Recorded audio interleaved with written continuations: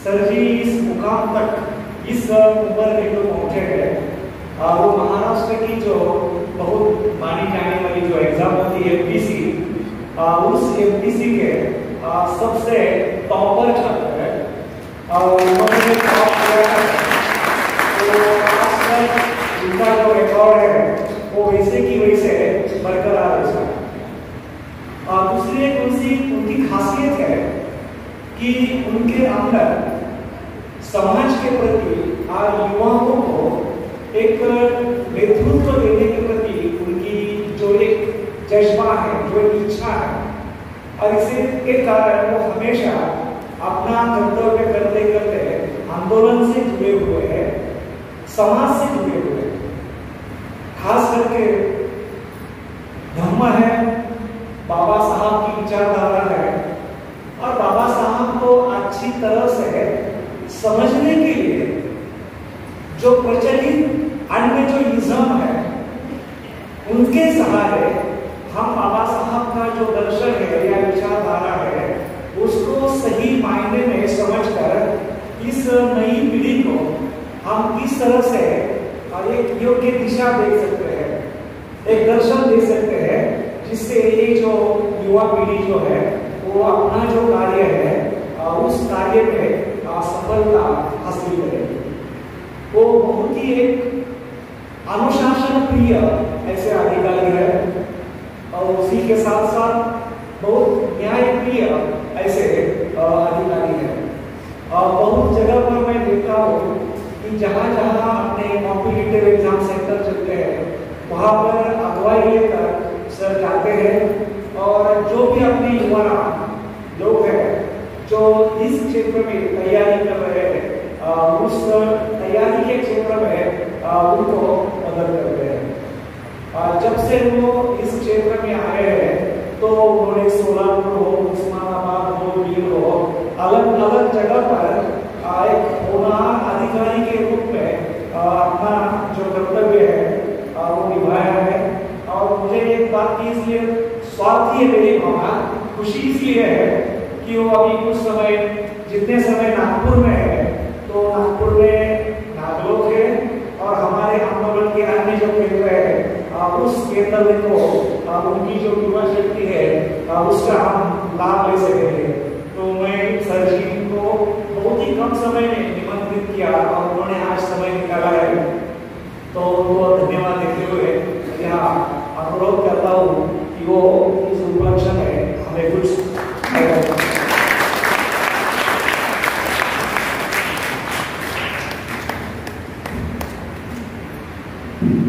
करुणा के महासागर भगवान गौतम विश्व को शांति का संदेश देने वाले और भारत के मुक्ति के संग्राम के महानायक डॉक्टर बाबा साहब अम्बेडकर मंच पर उपस्थित आदरणीय मंत्री जी को वंदन करता हूँ।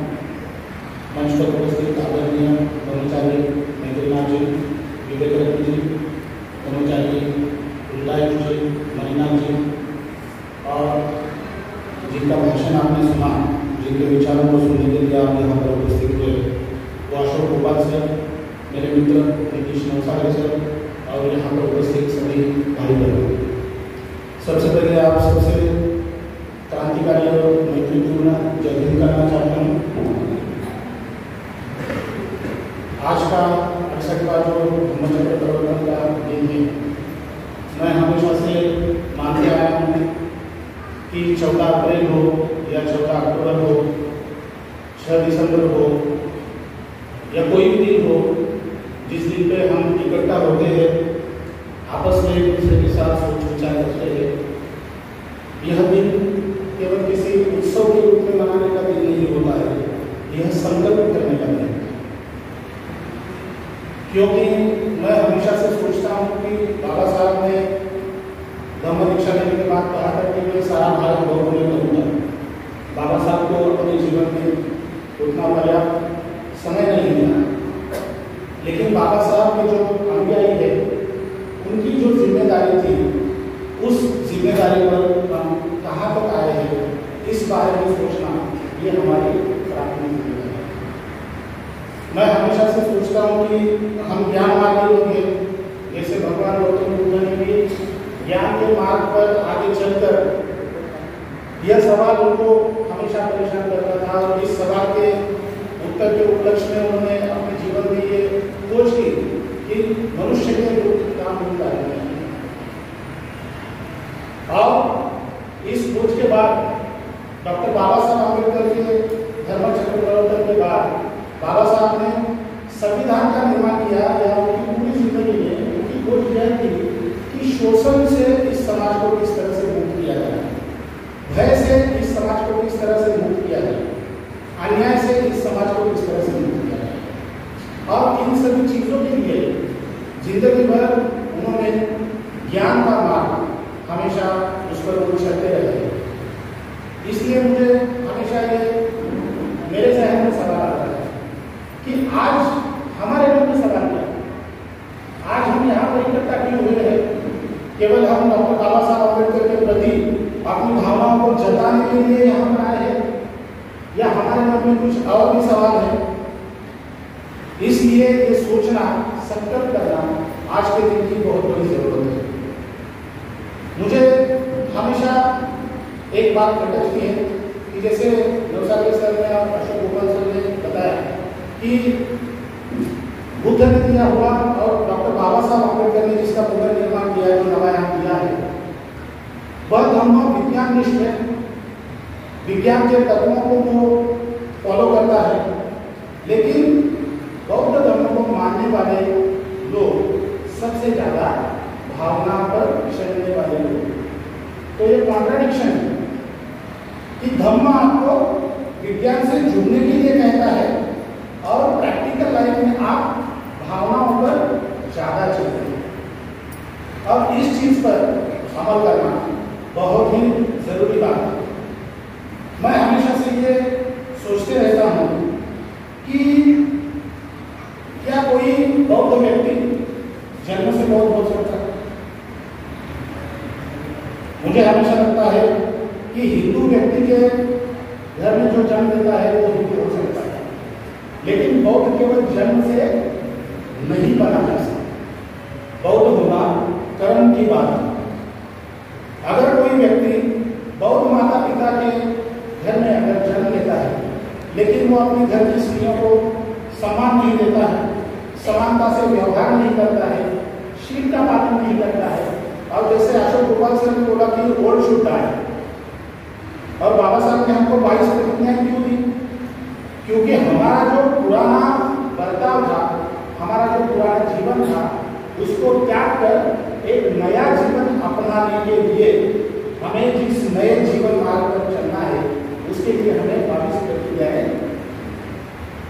इसलिए ये सब बातें ठीक है कि हम सफेद वस्त्र पहनते हैं, लेकिन सफेद वस्त्र पहनना, मोमबत्ती जलाना या ऐसे अवसरों पर इकट्ठा आके डॉक्टर बाबा साहब अम्बेडकर को फूल माला पहनना, ये सब बातें होनी चाहिए, लेकिन इससे भी आगे बढ़ना जरूरी है।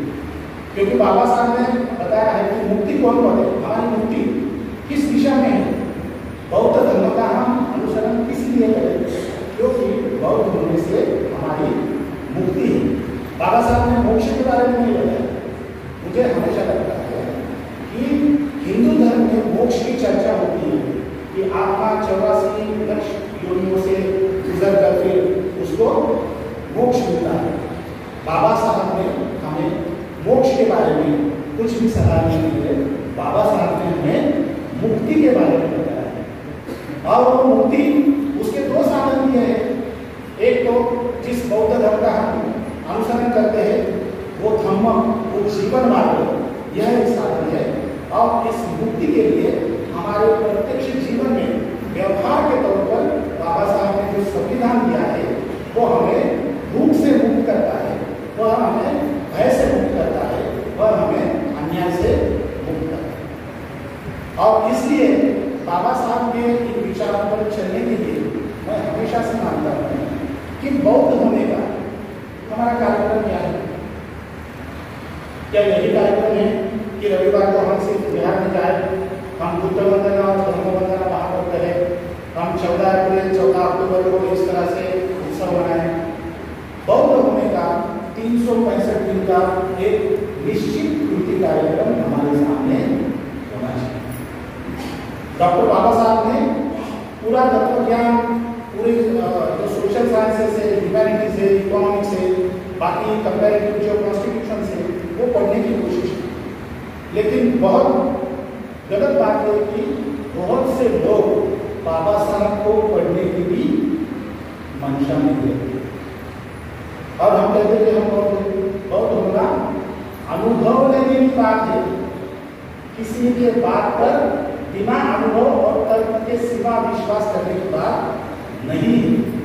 इसलिए हमें अगर आगे बढ़ना है तो हमें इन सभी बातों का अनुभव लेना है। बुद्ध कहते हैं यही प्रसिद्ध, क्या मतलब है? और मार्क्स जैसे कहता है कि हर एक चिकित्सा कहाँ से शुरू होती है? धर्म की चिकित्सा से शुरू होती है। और दुनिया में दूसरा कोई ऐसा धर्म नहीं है जो चिकित्सा की इजाजत है। लेकिन गौतम बुद्ध कहते हैं कि यही प्रसिद्ध हो, आओ देखो जानो समझो। अगर आप इस बात को आपके तर्क के आधार पर मानते हो तो फिर इसे अपनाने की कोशिश करें। इसलिए इन चीजों पर चलने के लिए मैं यह मानता हूँ कि 365 दिन का कोई कृति कार्यक्रम हमारे लिए होना चाहिए। एक छात्र के लिए बहुत होना चाहिए। एक छात्र के लिए हमेशा से ज्ञानमार्गी होना और ज्यादा से ज्यादा ज्ञान प्राप्त करना, यह भी बौद्ध होने का एक अवसर है। किसी घर की पीढ़ी में उसके लिए कृति कार्यक्रम क्या है? मैं हमेशा देखता हूँ कि धर्म के मार्ग पर चलने वाले लोग हैं, यहाँ पे तो बहुत से युवा हैं, लेकिन एक ऐसा फैशन है कि नौकरी खत्म हो जाने के बाद धर्म का प्रचार करोगे, प्रसार करोगे। अरे नौकरी खत्म होने के बाद धर्म का प्रचार प्रसार करोगे तो ये जीवन मार्ग कहाँ से हुआ? जब से आप पैदा होते हो तब से अपने जीवन के अंतिम क्षण तक का यह जीवन मार्ग, तो उसे किसी विशिष्ट काल में आपको उसका अनुसरण नहीं करना। इसलिए मैं चाहता हूँ कि आज के दिन पर जैसे कि वजीरन को भगवान बुद्ध ने जो उपदेश किया था उसके अनुसार जब तक आप एक साथ आओगे, एक साथ बैठोगे, एक साथ विचार करोगे और जो साथ में विचार किया है उस पर साथ से अमल करोगे, तब तक आपका पराभव नहीं होगा, आपकी हार नहीं होगी। और इसलिए इस तरह से बार बार एक साथ आना चाहिए, बैठना चाहिए, सोच विचार करना चाहिए और एक कृति कार्यक्रम बनाकर उस पर अमल करना चाहिए।